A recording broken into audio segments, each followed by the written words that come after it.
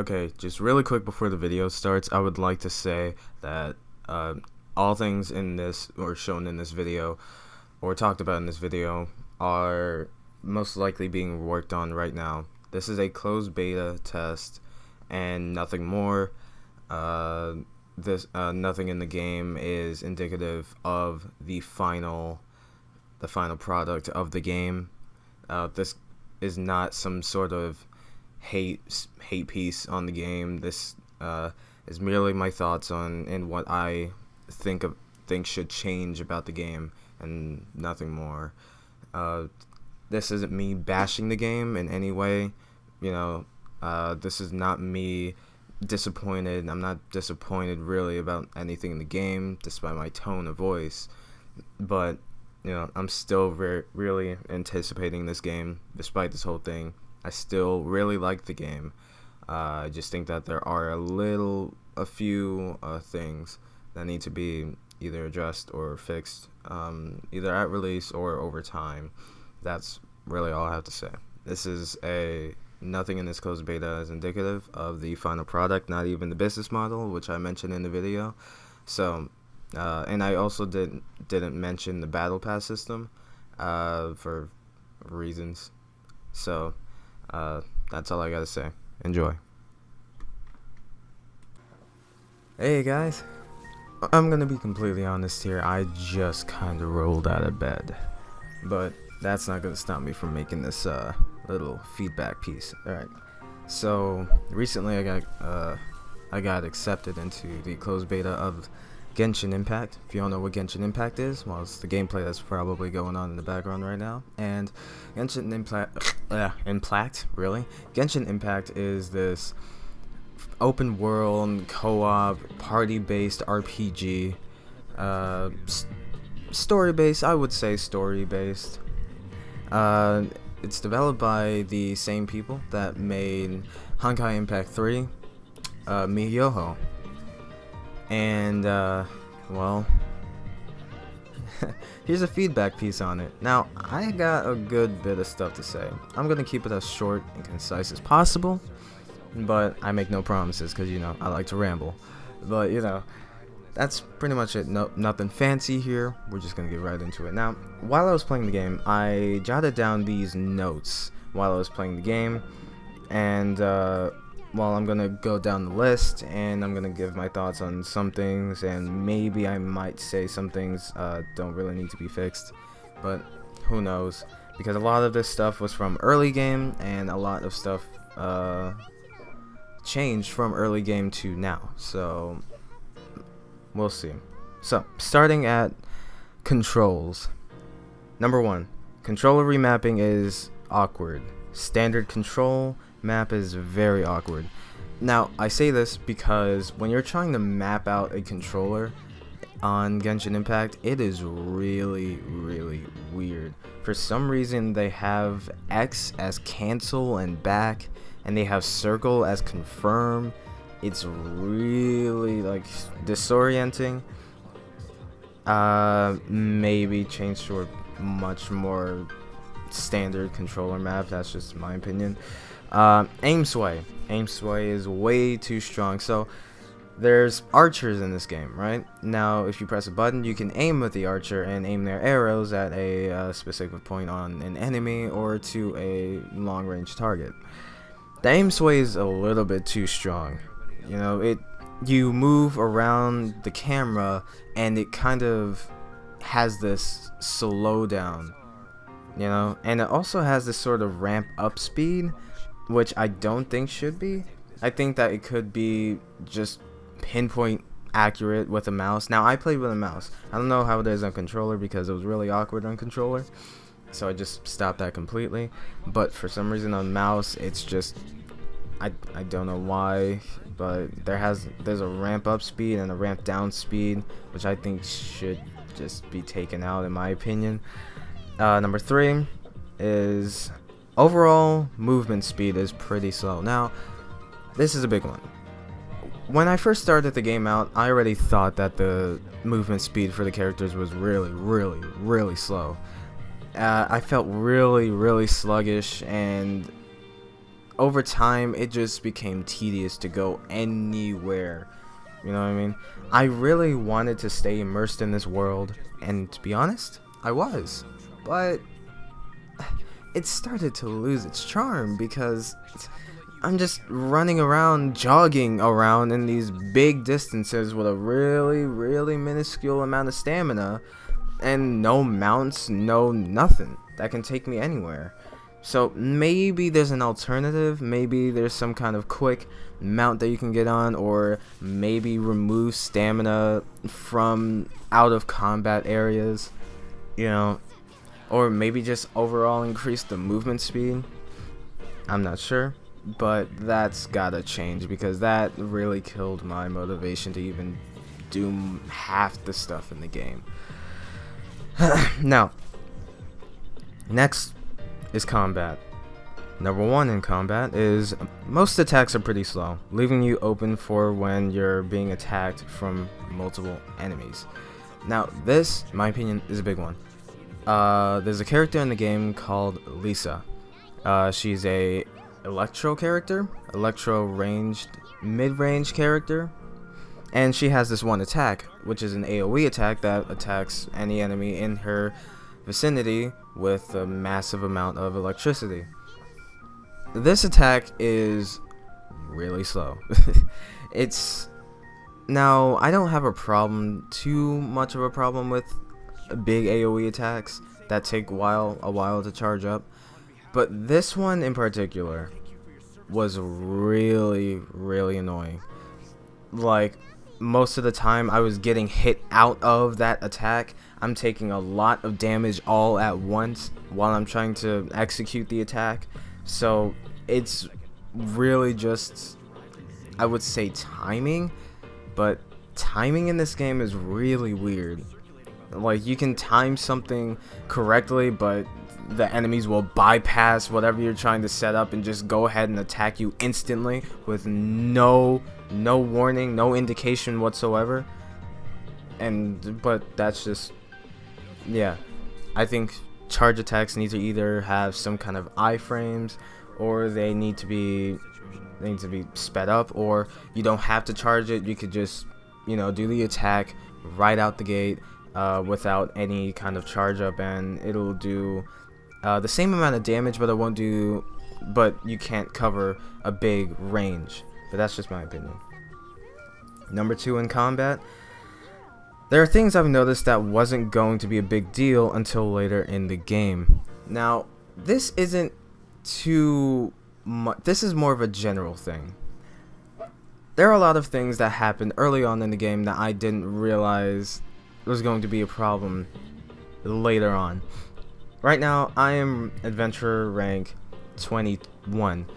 Right now, I'm at a standstill in the game, which means I'm pretty much out-leveled by every enemy, and there's no way that I can get any kind of upgrade materials for my weapons and stuff like that.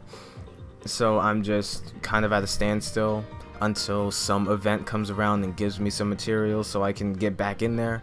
You know what I mean? That's what happens in all mobile games. Now,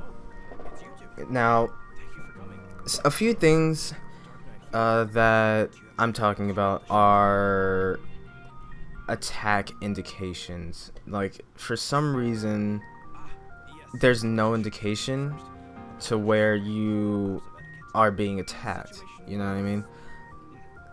That's just one. I'll elaborate on it later on, but for now, that's really it. Another one is super armor. Now, super armor, if done right, can be a really good mechanic for enemies and bosses. But in this game, I'm not saying that it's bad in this game, but I don't think that, I think mages are really the only enemies that really abuse it.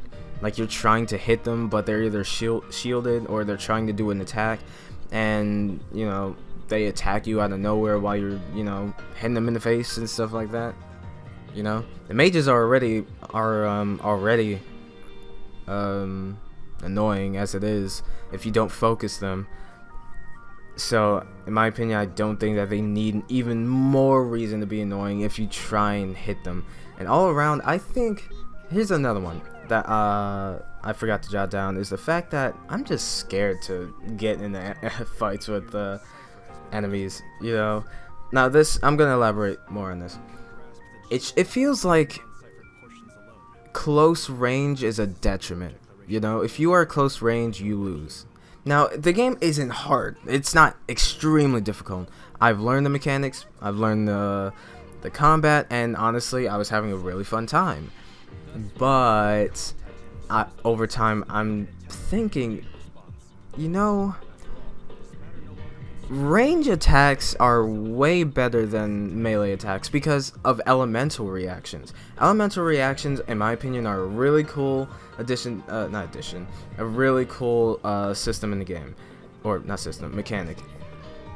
I think is really cool. The fact that you can combine elements of either the world, or you can make you can hit an enemy with an element and change to another character, and, you know, capitalize on that element. For example, you hit an enemy with fire, and then you switch, like you hit an enemy with a fire arrow with ember, you switch over to the traveler or Jean or whatever other wind character, and you hit them, right? It spreads the fire from them. The fire doesn't do damage over time per se, it just hits them with a mark. That is really cool.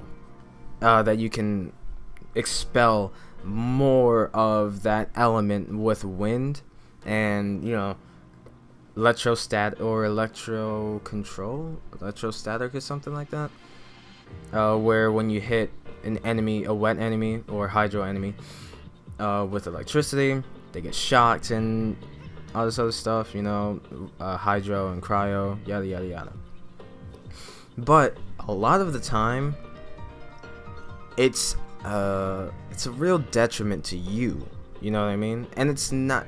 That's why I'm saying that range attacks are the way to go, because for some reason, when you're using a melee character, no matter what it may be, a close range character, and you're trying to do an elemental reaction, you're caught in the middle of that elemental reaction.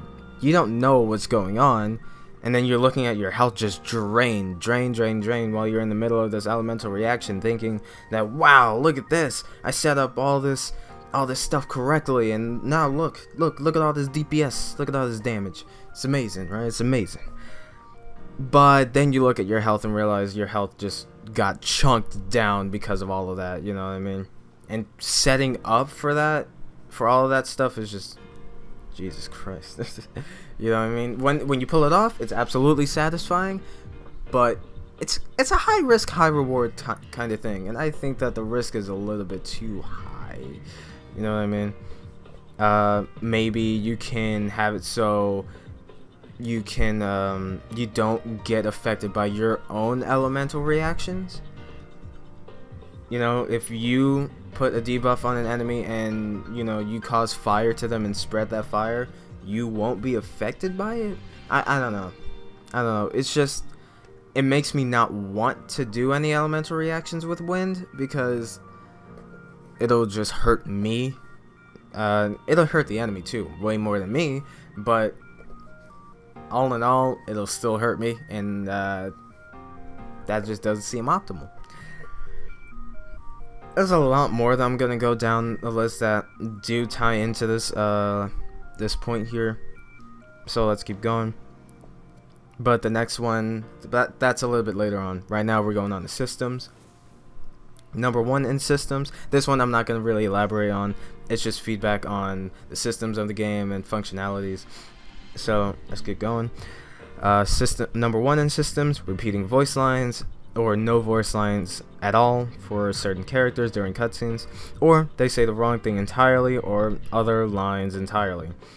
I was playing the game in English, and a lot of the time, maybe obviously because the game just isn't finished yet, you know, it's in closed beta, so obviously this is going to be fixed, but maybe they're in other languages, it's kind of the same, I'm not sure, but that's just me. Now, other characters saying other voice lines, and I have a clip of this, but I'm not sure if I'm going to show it.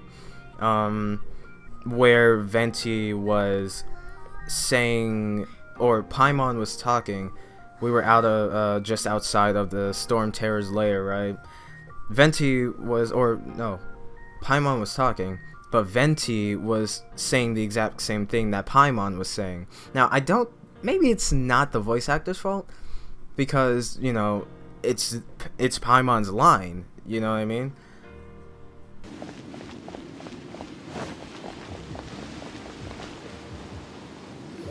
It's stuck. It's stuck. Hey, check out that roof. Is there a giant hole in it?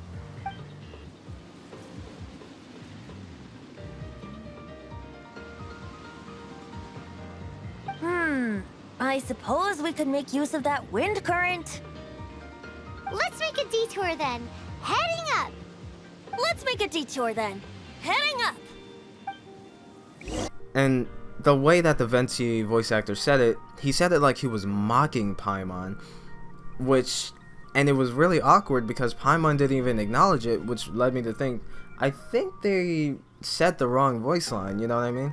And I don't even think that Venti even had the correct voice line right there, but that's just something that I'm pretty sure it's going to be fixed. More than certain it's going to be fixed, but just wanted to bring that to attention. Number 2 in systems, unable to switch while aiming is very disorienting, and it's flow interrupting.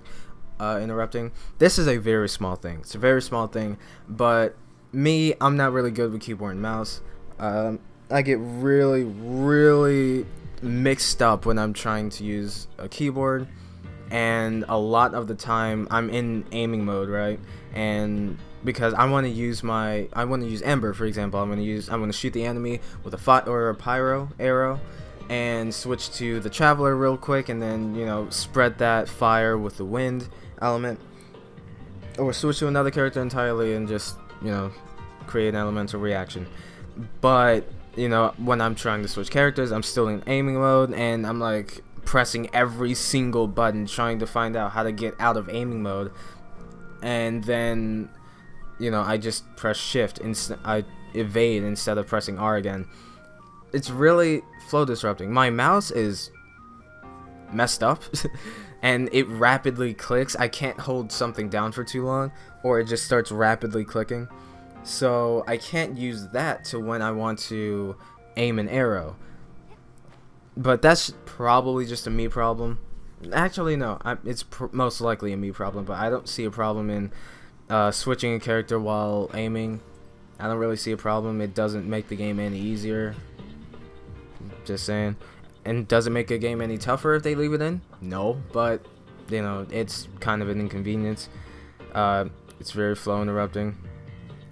Actually, all around, just a lot of things seem to conflict with each other, just awkwardly and confusingly in the game. But either way, let's move on. Systems, number 3, enemy attack indication. So, a lot of the time in the game when I was fighting an enemy, most likely an archer or slimes, I'm trying to go up to them and, you know, trying to melee attack them and stuff like that, and I'm trying to see when they're gonna attack so I can evade it, right? But a lot of the time I just get hit because I'm like, I can't time their attack. I don't know when they're going to attack, when can I dodge, when I'm gonna dodge, you know what I mean? Are they gonna fake me out and then their attack animation is just a second or a few frames too long before their attack is actually initiated, and I'm gonna get hit because I evaded too early, you know what I mean? And see, Honkai Impact 3rd has this, so I'm not sure why they don't have it here. All around, it's not even a matter of skill or anticipation, because you don't, and I'm going to emphasize this later on with one enemy type that is really annoying in this game, but for now, let's keep going. Number 4 in systems, Elemental Sight is cool for the story, but outside of that, no one uses it. Let's be honest, no one uses Elemental Sight. You know, after you know what elements affect what in the world, you don't really need to use Elemental Sight. You know, there are a few times in the story where you have to use elemental sight, but that's about it. There's no use outside of it. You know, you can just tell by looking at something what's the element that you're gonna need to capitalize on what that material is. So that's about it. Let's move on to enemies. Here we go. Enemies. Robot enemy has an unavoidable missile attack. So there's this big robot enemy in the game. Now, he's pretty easy if you have an archer character. Really easy, actually, if you have an archer character. But other than that, there's just one attack that he does if you are too far from him, because he's a slow enemy. You know, he can't keep up with you, so he has to have a range attack. This range attack is really strong and really unavoidable. You cannot avoid the attack unless you're hiding behind something. Yeah. Now, the reason why I call it unavoidable is because even if you time your dodge correctly, like precise, like I mean like ooh, like your timing cannot be any better. Even then, the attack will still hit you at least one time. At least one time. There has not been a single time where I have dodged, successfully evaded that attack. I have never done it before. So that's really all that I think needs to be fixed somehow. And the invulnerability frames or invincibility frames are pretty generous in this game when you evade. And to say that is, yeah, that's gotta be looked at. Number 2 in enemies is smaller slimes are way more dangerous than the bigger slimes. Now, there are 2 versions of slimes. You got the giant ones, and then you got the small ones that you'll most likely encounter. The smaller slimes are way too aggressive. They are constantly jumping at you, and you know, you can't really do much, and constantly attacking you over and over again. You're trying to do elemental reactions, but then you remember if you try and do an elemental reaction, you're probably going to affect yourself. And not to mention, even if you do an elemental reaction, sometimes an elemental reaction won't even stagger the target, so you're just kind of taking damage constantly from not only the elemental reaction that you just did, but the enemy as well. And that is a perfect example of what's happening with the smaller slimes. They are impossible to get off your butt. Having multiple enemies around you is just really you know what I mean? Because when you get into a fight, there's a lot of enemies around you. You know what I mean? And it's all about prioritizing the right enemies at the right time. For example, you get into a fight with a mage, some archers, and some ground troops, you know what I mean? And maybe a big old hilitroll or 2, right? You want to focus the archers first, right? Then you focus the big boy, right? And then you focus the mage, because the mage has the shield, and you can't do anything to the mage while he has that shield up, and it's going to take a lot of damage, even with a perfectly counterable element to that shield to take it down. So you have to focus on everything else except for the mage. But even then, everything is attacking you all at once. So you're constantly dodging and evading while you're wasting stamina, while everything is attacking you at either range. You got this one enemy that has a shield that will keep attacking you no matter what, and if it's a hydro enemy, good luck. You got these different elemental archers that are, you know, causing you to receive an elemental reaction, which I don't have a problem with that. It's just that if there's too many enemies, there's no way to defend against them unless you have a geo enemy in your team and you have a shield or something. Other than that, you know, it's difficult to handle a lot of enemies, you know what I mean, all at once. So I think either dumb down the amount of enemies that you fight all at once, because despite what it looks like in the game, it's not exactly a hack and slash, because, you know, a lot of the time it's really timing, and if you get too overzealous in damage, you're going to get severely punished for it. So it's more or less waiting for the right time. So since you can't hack and slash your way out of it, you know, it's kind of just prioritizing targets and constantly spamming your stamina to evade attacks. And when you run out of stamina, you're just kind of a sitting duck at that point. But that's just me. Yeah, that's number 2. Smaller slimes are way more dangerous. Now number 3, enemy aggro and chase distance is a tad too high. You know, the distance in which enemies aggro you is really, really high, and the chase distance is insane. You know, like, okay, it's not really insane, but it's way more than I think it should be. Like, I aggro an archer from like, or not even an archer, a mage from like 5 yards out, and he teleports over to me, and I remember this briefly. I aggroed this mage at range, right? I didn't even know I aggroed it because I was just fighting this little pyro slime, and then out of nowhere this mage just hits me with some kind of attack, and I'm like, what the heck? So I kill him, and I'm thinking that he's like some kind of world boss, right? Because I'm like, well, this mage just can't be out here just, you know, just doing nothing. Come to find out, the mage was trying to guard a chest like a long distance away. And I'm like, wait, what? it was weird, man. It was weird.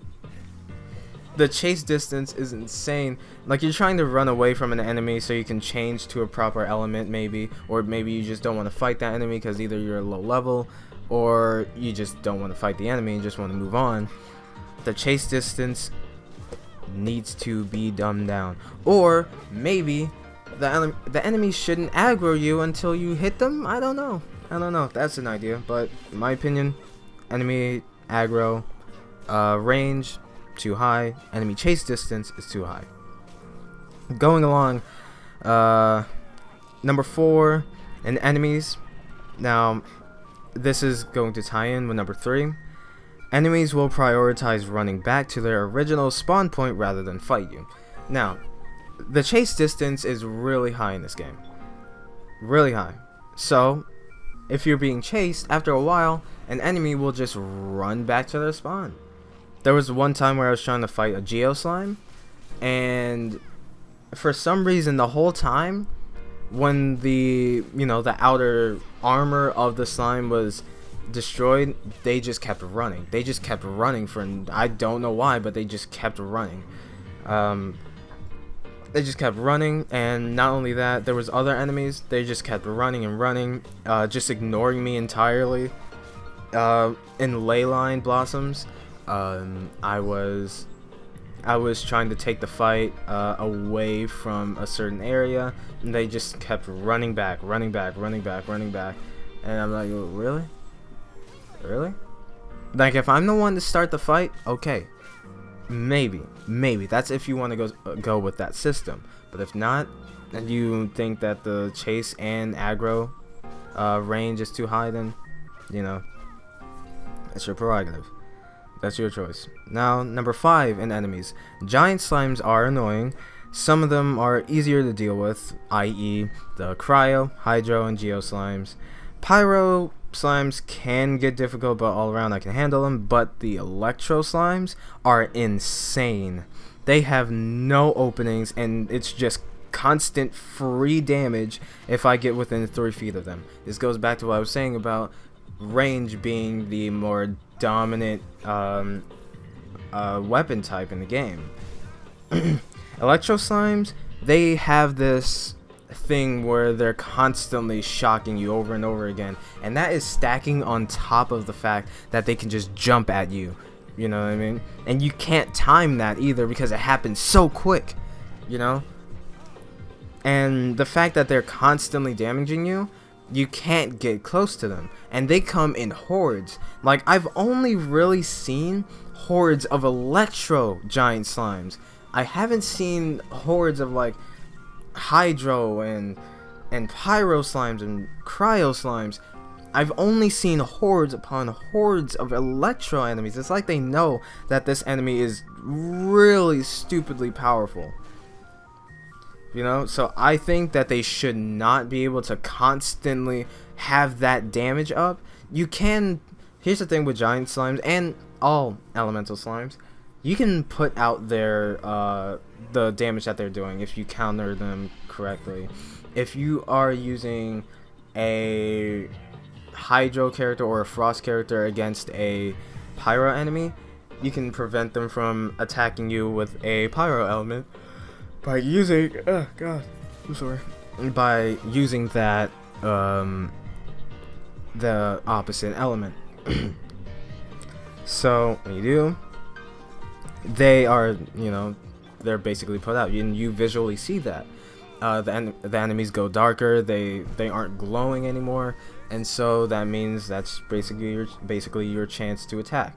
But they get it back so fast that you need to keep that constant damage on them. Alright? But with electro enemies, it's hard because they get their element back immediately after it's put out. And so they're just constantly putting that pressure on you, and you're constantly having to back up with a ranged enemy because you know if you go in with a melee enemy, you're dead. Now, next one being, okay, before I get to general, I do want to put this bonus thing here that I think that there should be more ways to activate an element in the game. I think there should be more skills. You know, there's just this one skill that two skills that all characters can do. You got your elemental burst and the other one that I can't remember. And I think there should be more than that. Oh boy. Because check this out. With Amber, you know, you can ignite an enemy with pyro by using her arrows, right? If you hold down the right click, depending on what you're using, or if you aim in long enough, your arrows will be ignited with pyro damage. And if you shoot at an enemy, that enemy will be afflicted with pyro damage. But here's the thing, in going back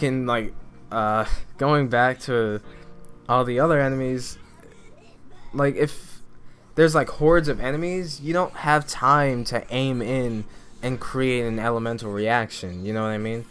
It needs to be like immediate, you know? And I think that's what's gonna separate a lot of the characters in this game, the subpar characters from the great higher tier characters.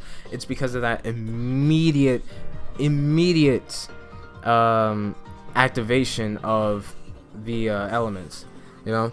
I multi-summoned for Xianling, and I was pretty excited for her, but when I saw that her you know, her element was fire, I'm like, okay, that's cool, you know, if there's no ranged enemies, I can use her, you know, and in a sense, I can, but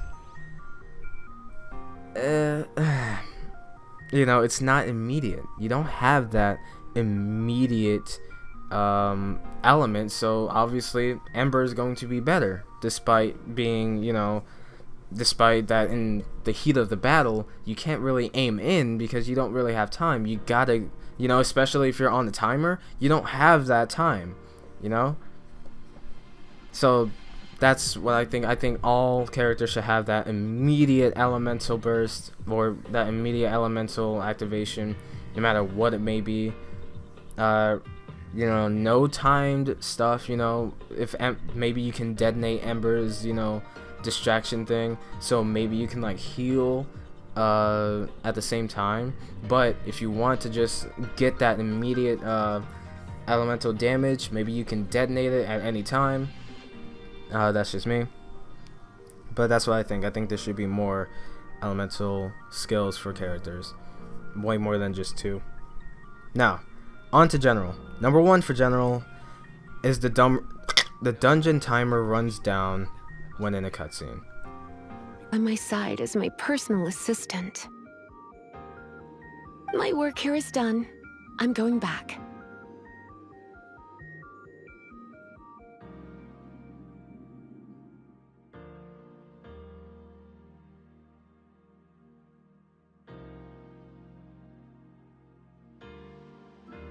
it speaks for itself.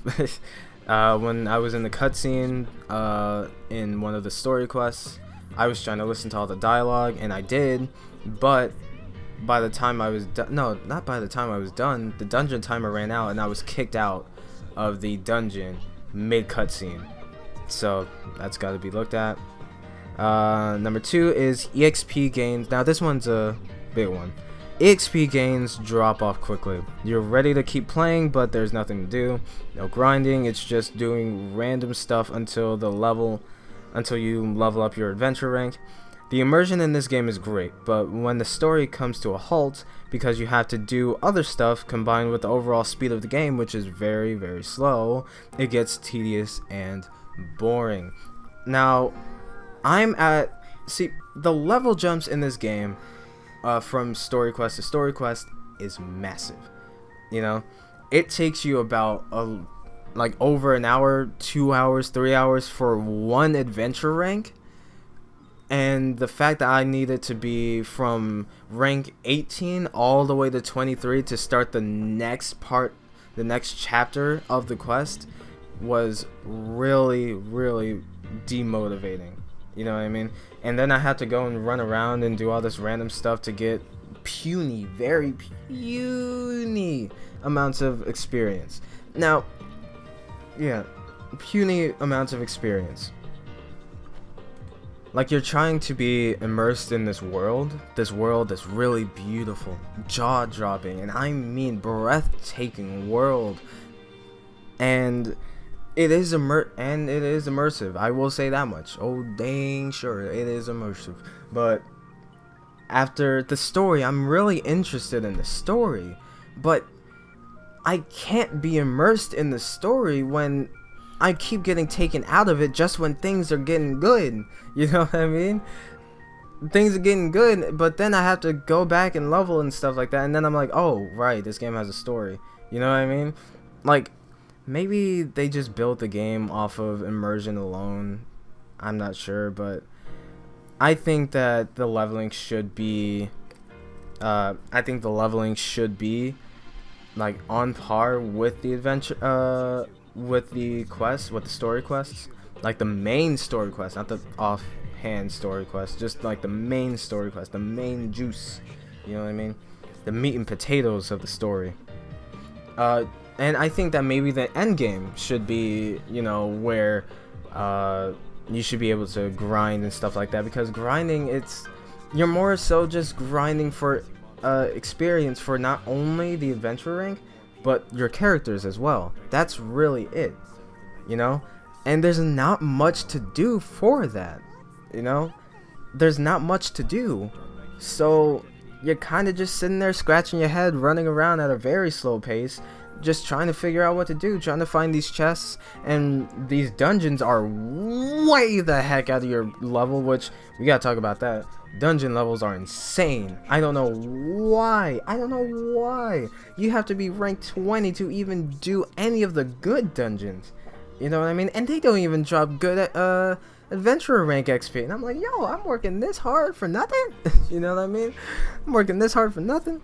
But yeah, I think overall the XP gains for adventure ranks just need to be increased. Now, number 3, co-op is very limiting. You're locked down in someone else's world. Now, I played co-op with just some randoms, right? Now, maybe this is only in the closed beta. Probably. But when I was in their world, I couldn't even open chests. You know, I couldn't collect anything. I couldn't even start a dungeon. I couldn't do any story quests. And when someone else was in my world, I couldn't do any story quests. I couldn't do anything.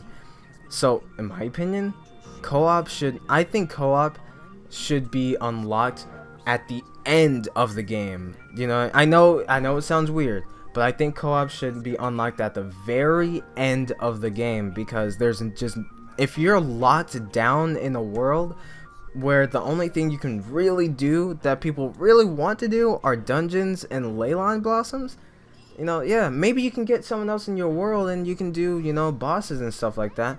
But come on, there's gotta be more than that. There's gotta be more than just getting someone in your world just to have them help you fight a boss. There's gotta be more than that. but that's just me. Now, number 4 in general is bladed weapons need to sound a bit more sharper rather than sound like a blunt thump. Speaks for itself. I don't need to really say any more about that. Number 5, let's just try and go through this quickly.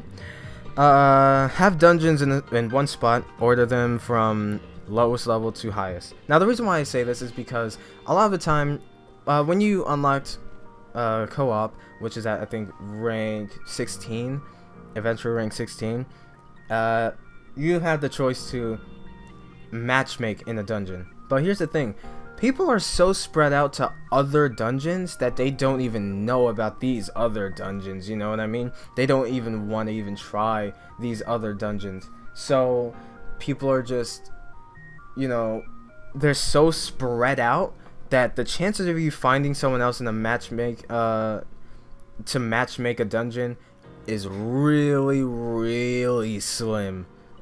And I mean slim, like like probably a 0.8% chance that you'll find anyone to do the dungeon with, you know, unless they come into your world. Then you're not gonna have any luck with matchmaking. Now, this is the closed beta, so obviously the amount of players are limited, so maybe that could be a factor. But still, I think that the players, even if this game were to come out, even if that happened, players are still going to be very spread out, and the queue times are going to be really long, you know, because no one knows about these dungeons. So that's just that's a little thing. Number 6 in general is wind barriers. Wind barriers should not hurt or knock you back. Despite the name, I don't think keeping it the way it is because of the name is okay. I've died like 2 times at the Storm Terror Layer tower because my character hit a wind barrier and hit the ground because I was trying to get to one of the objectives really quickly.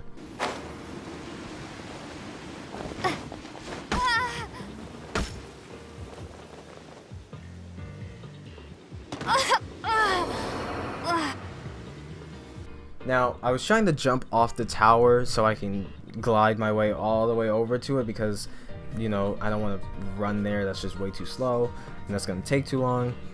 And so I was trying to glide my way there, and then I hit a really random wind barrier, and then there I go. I get ragdolled all the way down to the ground and I die. And then it happened again. And I didn't even know the wind barrier. I thought I was going above it, but nope. I hit it, and there goes another character. Yep. Anyway, that's just another thing. Now, number 7 is just some advice. You know, you don't want to lock down your player in a world where there's nothing they can do. Since this is a mobile title, the grind for anything is long and tedious. The reason why I don't like gacha games isn't because the summoning. It's because the game is built off of a business model rather than a vision for a good and fulfilling game. Now, you can look at the game and say, how can you say that this is not a vision? How can you say that this is not a good and fulfilling game? Because it's Honkai Impact 3. That's it. This game is just a bigger version of Honkai Impact 3. That's all it is. I'm just gonna go on and say it and be honest. That's all this game is. You know, obviously the systems and the features aren't the same, but at base level, this game isn't too different from Honkai Impact 3. Now, is that okay? I think so, because this game is made by the same people that made Honkai Impact 3, so I think it's fine. But at the same time, there's no innovation, you know what I mean? There's nothing new. There's nothing keeping you around. Oops. So, you know, it is surrounded by a business model because it's not pay to win, absolutely not. But, you know, it has one of those things where after you reach a certain level, you're just kind of dragging your way through activities, you know what I mean? Just barely making it. Barely making it.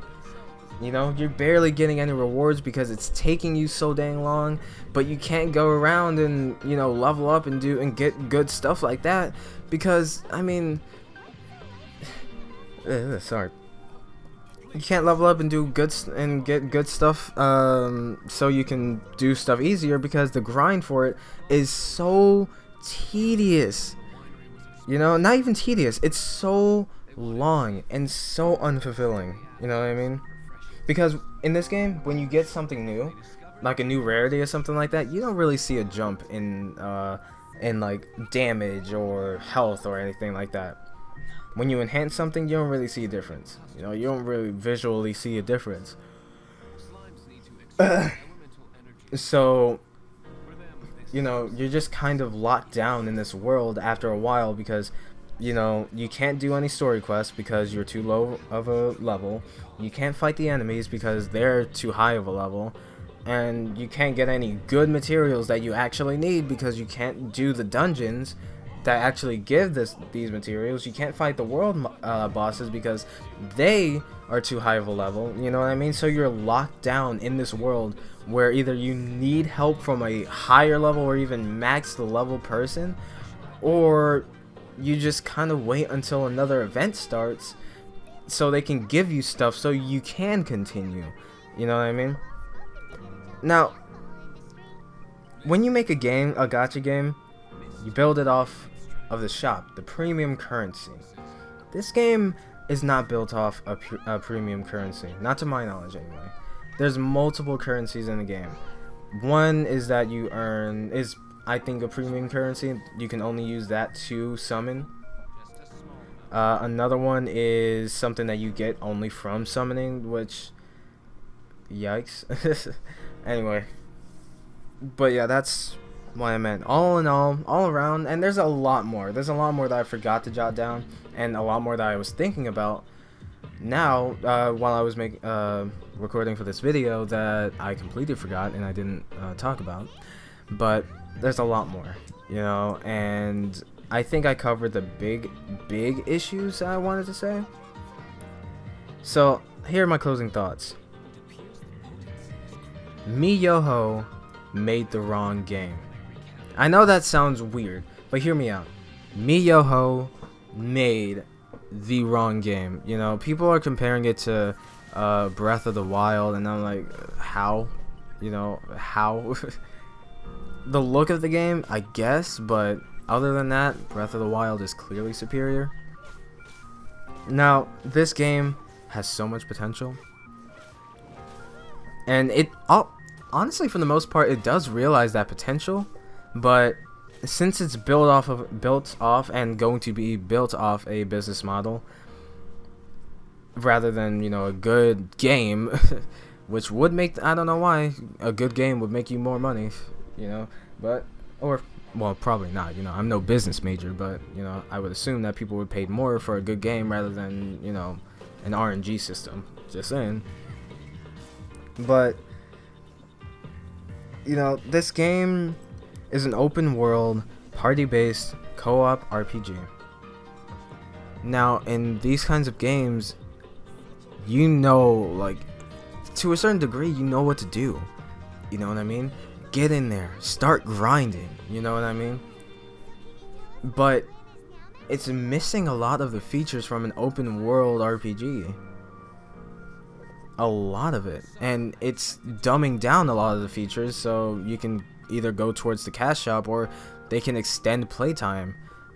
You know what I mean? Now, I gotta say this at the end. This is a closed beta test. A lot, and it says it right there at the bottom of the screen, not indicative of the final product. But I don't believe it. You know, I believe that the game is practically made already. Everything that I've said here could be fixed over time, but let's be honest, it's probably going to be addressed when the game comes out. But even then, these problems aren't going to be fixed when the game comes out. You know what I mean? Not even problems. A lot of these are nitpicks, and a lot of these are personal problems. I don't know if you agree with me. Probably not, but, you know, still. this game, sorry. From what I see, this game is practically done already. You know what I mean? There's not much that they can do to change it. You know, overall, I think they need to add more activities, but let's be honest, it's probably not going to happen. So, that's just me. I think the game is practically made already. They just need to buff it, shine a few corners and, knock out the kinks and stuff like that. And that's it. Then the game is ready, you know. But for now, the game is done. You know what I mean? The game is done. So I don't think much will change. I really don't think much is gonna change. But that's just my opinion. And this is just my feedback piece. So, I really hope you enjoyed this video. And, you know, things are subject to change. Absolutely. When the game comes out, it could be a completely different game. Who knows? But, who puts a gacha system in an open world RPG? I mean, come on. I mean, there's a lot of open world RPGs with gacha systems. And yes, there's a lot of mainstream RPGs, MMORPGs even, with gacha systems in place. So yeah, but you know, it's infuriating that even no matter what, how much money you put into the game, you're most likely not going to get what you want. You know what I mean?